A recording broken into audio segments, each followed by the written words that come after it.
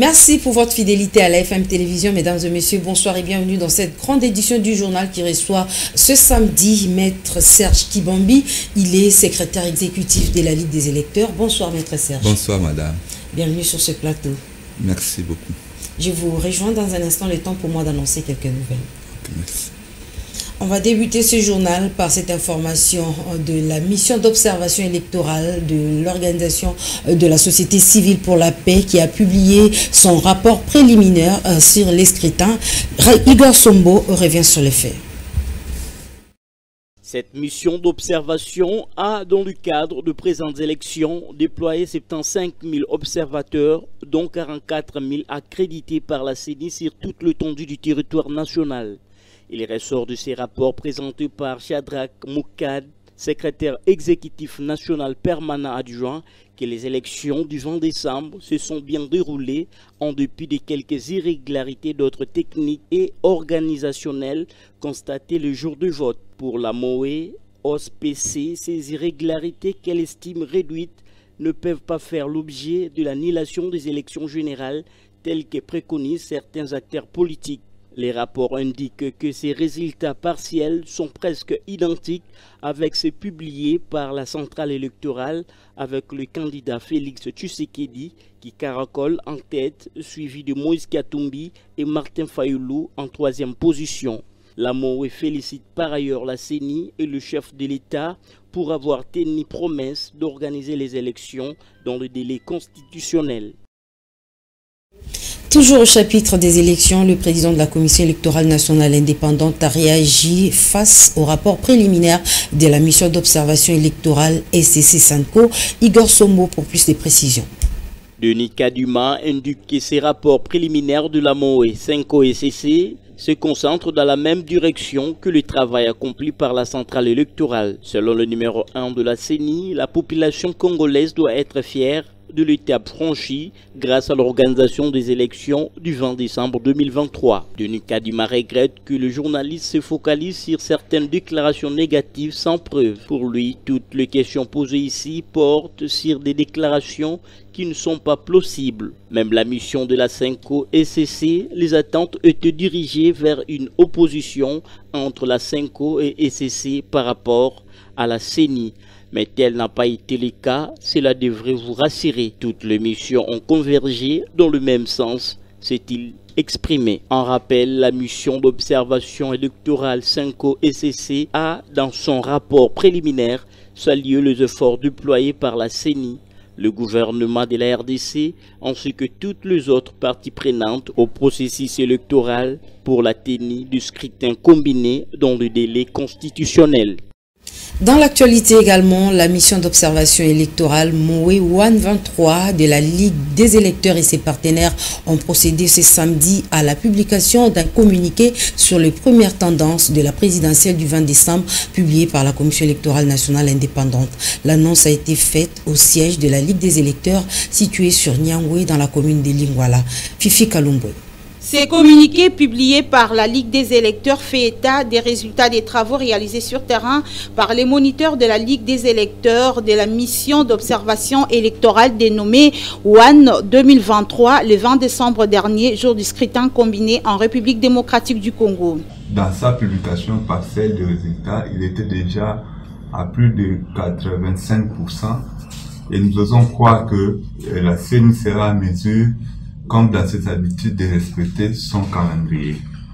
Et pour ce faire, la Ligue a été présente dans ce processus dès le début, le jour du vote, ainsi que même après les opérations, pendant les opérations de dépouillement et même de publication, nous étions là, même au niveau des bureaux de compilation des résultats, la Ligue était présente.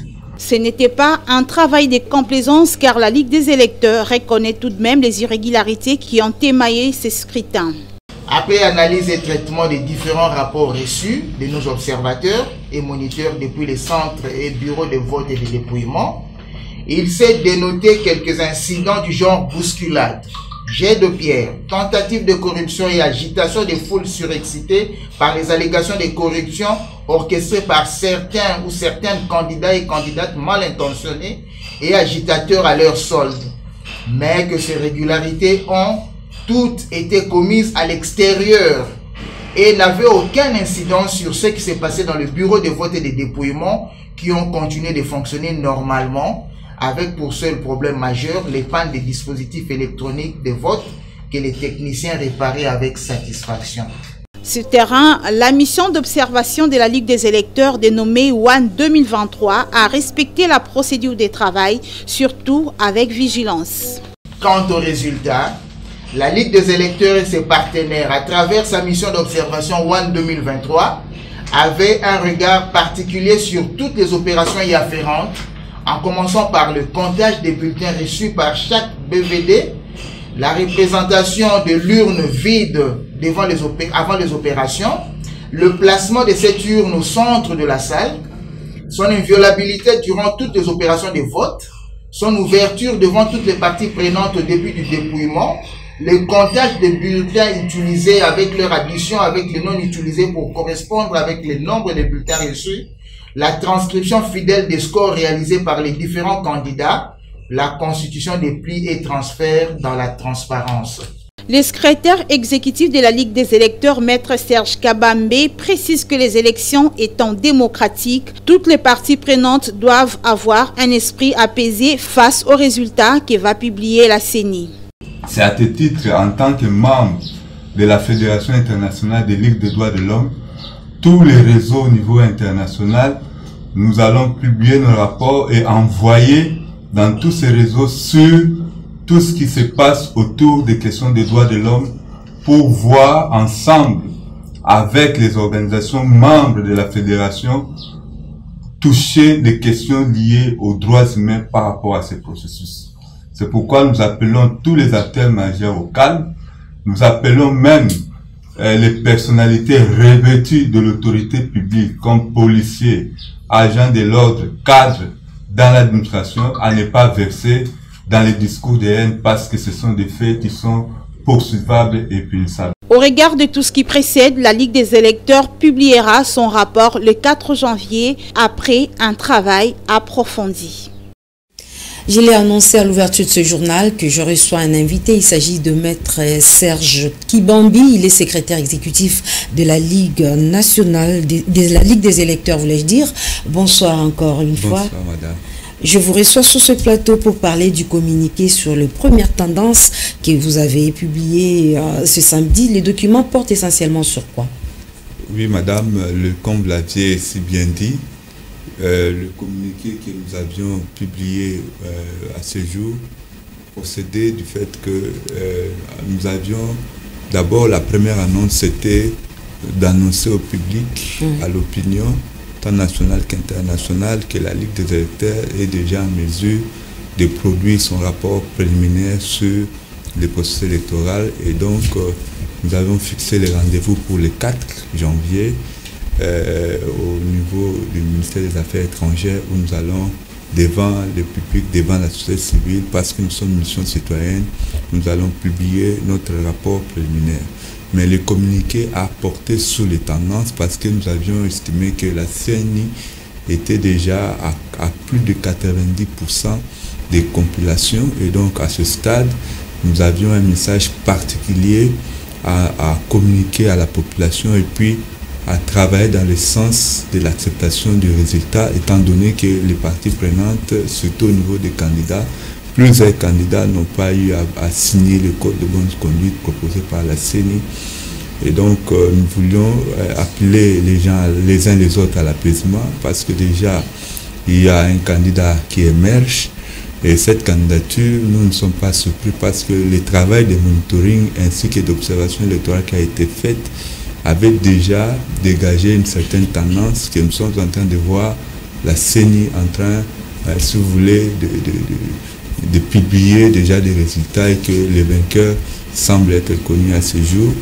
Et donc, pour ce faire, nous demandons, nous exhortons à tous les candidats dans tous les scrutins, même ce qui va être dévoilé dans les jours à venir, notamment les législatives tant nationales que provinciales que municipales, de voir comment les parties prenantes peuvent user des voies légaux, notamment les recours auprès des juridictions nationales, notamment la Cour constitutionnelle, les tribunaux, les cours d'appel ainsi que les tribunaux de grande instance pour pouvoir porter les revendications. Maître Serge Kibambi, vous êtes de la Ligue des électeurs, mais il y a eu quand même des moniteurs de votre structure par-ci par-là. Certains candidats crient déjà aux irrégularités et appellent au boycott des scrutins. Quelle est votre réaction? Oui, nous avions déployé 2000 observateurs en termes généraux. Sur l'ensemble du pays? Non, c'était dans les 9 provinces. Et les 9 provinces, c'était des provinces clés où nous avions estimé que c'était des provinces qui allaient faire les élections par rapport à cette dispensation, où il y avait des candidatures phares, notamment au Maniema, dans le Kasaï, dans le Haut-Katanga, et même dans les Bandundu. Donc nous étions même au Bas-Congo, à Kinshasa.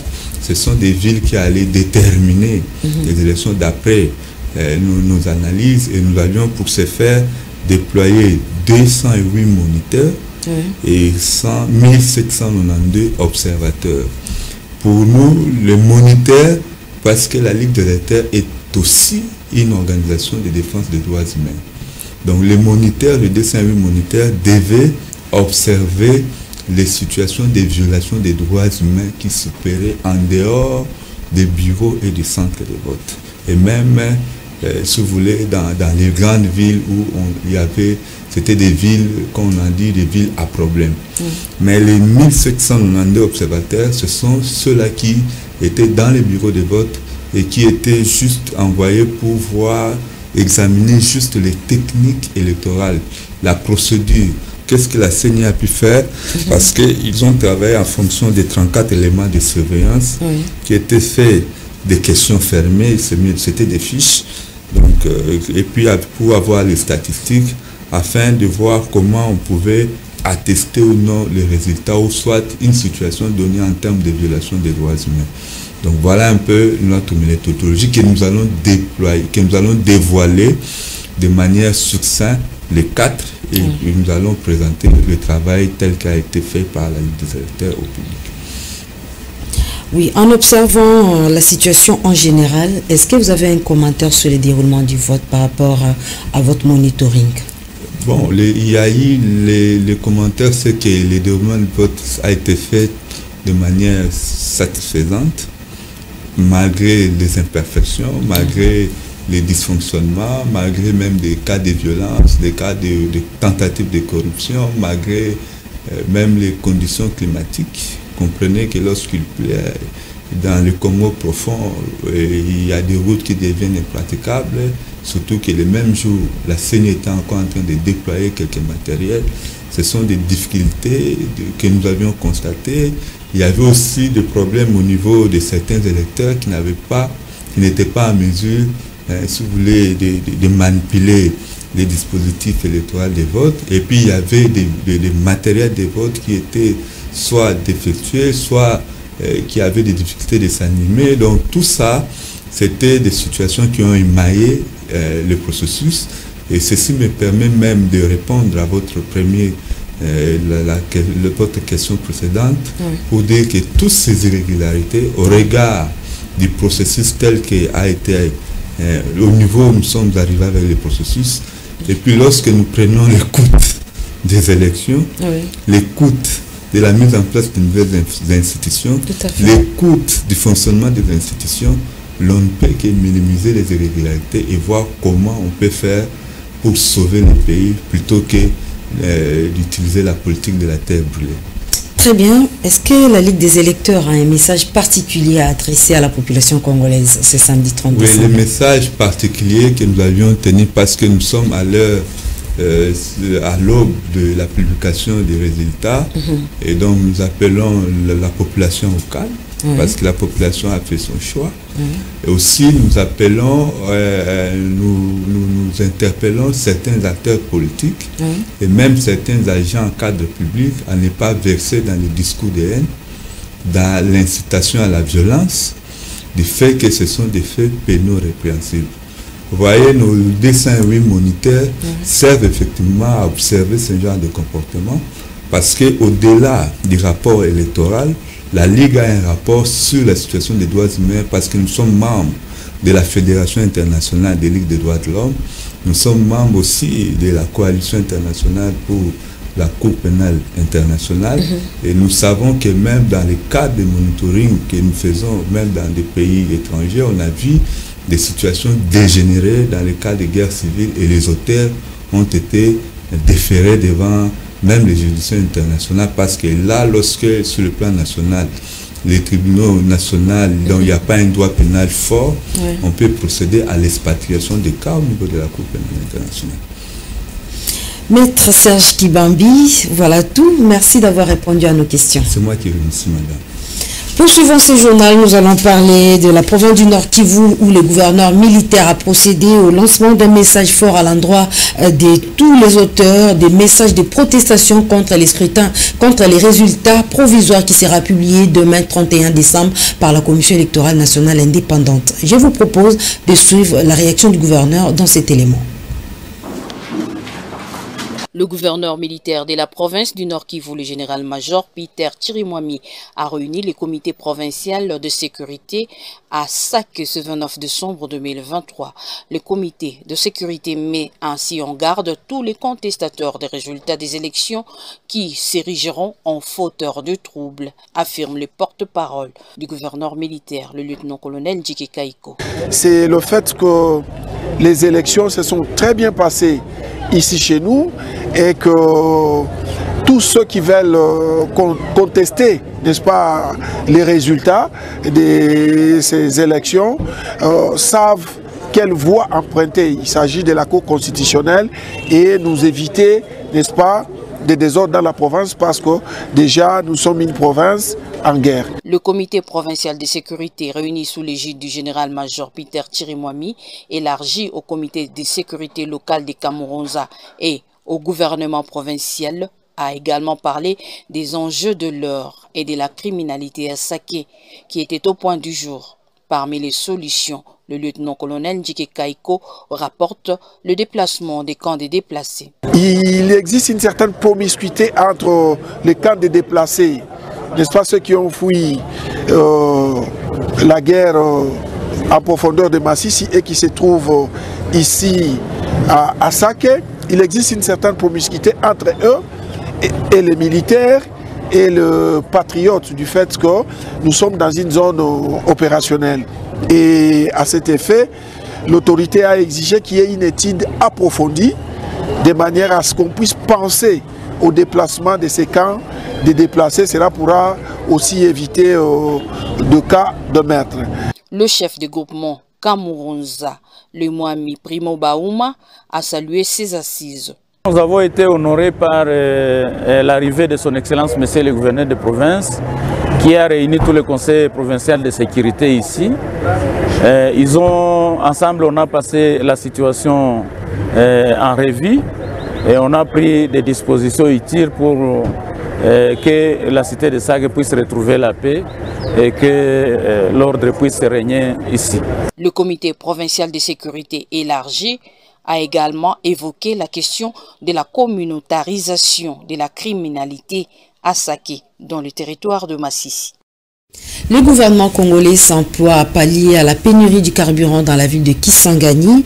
Plus de 3000 mètres cubes ont été envoyés dans cette province pour que les automobilistes puissent avoir du carburant. Pour plus de précisions, suivez cet élément de Prince Itaka. La rareté du carburant dans la ville de Kisangani paralyse les activités quotidiennes, provoquant ainsi la colère de motocyclistes. 1 litre de carburant se négocie à 4 000 francs congolais aux stations-service et 20 à 25 000 francs congolais chez le vendeur locaux communément appelé Kadhafi. Une situation qui n'a pas laissé indifférente le vice-premier ministre, le ministre de l'économie nationale Vital Kamerhe, qui a annoncé au cours d'une réunion tenue en semaine que le mercredi 27 décembre, la province de la Tchopo sera approvisionnée en produits pétroliers. Et nous avons instruit Indien que toutes les stations ouvrent et qu'on commence à distribuer du carburant au prix officiel connu que nous avions déjà fixé entre eux et nous. Et non pas 25 000 francs congolais, ou 20 000 francs congolais. Pour l'instant, les Boyomais et Boyomaises attendent encore pour se servir en carburant, car jusqu'à ce jour, les stations-service ne sont toujours pas servies, telles que rapportent plusieurs sources. Il suffit de signaler que le gouvernement a annoncé avoir acheminé 1000 mètres cubes de produits pétroliers pour couverture de 2 semaines. Dans le même lot s'ajoutera 3000 mètres cubes dans les jours qui suivent, malgré cette difficulté d'acheminement faute de route. En société, les Quinois sont déjà dans la fièvre de la célébration des festivités des fins d'année, mais on remarque plus l'engouement des Quinois dans les marchés que dans les salons de coiffure, dénoncent ces esthéticiens dans la commune de Kalamou, précisément sur la place Victoire. Suivez.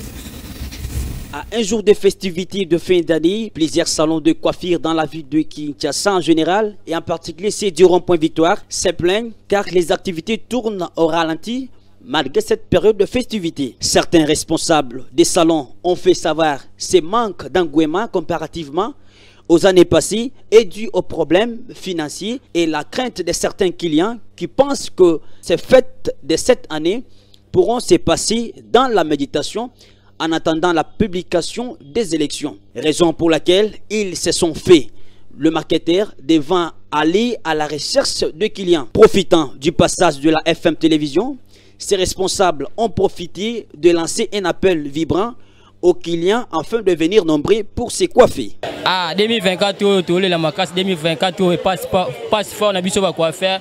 Tozaki liboso na temps o ba fait tibwe. Tando c'est la macasse mais 2024 o to kemba mabe. To kemba nde papa liboso nde zalaki na papa lelo likemba za macasse. To mona ka moi loyenge ka pamba, loyenge ka pamba mais là vraiment sécurité. Là recyclé donc ambiance ga rande zalaka. Biso ba congolais to moi teti. Tout ça là, moi ambiance mais ambiance c'est belé mais là venez sécurité boulot. Alors que toute la population quinoise se focalise au grand marché pour se chercher de quoi se vêtir malgré la crise évoquée, la coiffure aussi devra en faire partie pendant cette période de festivités. Ainsi se referme cette grande édition du journal. Mesdames et messieurs, merci de votre aimable attention. Excellente suite de programme sur la FM Télévision. Vous ne serez jamais déçus.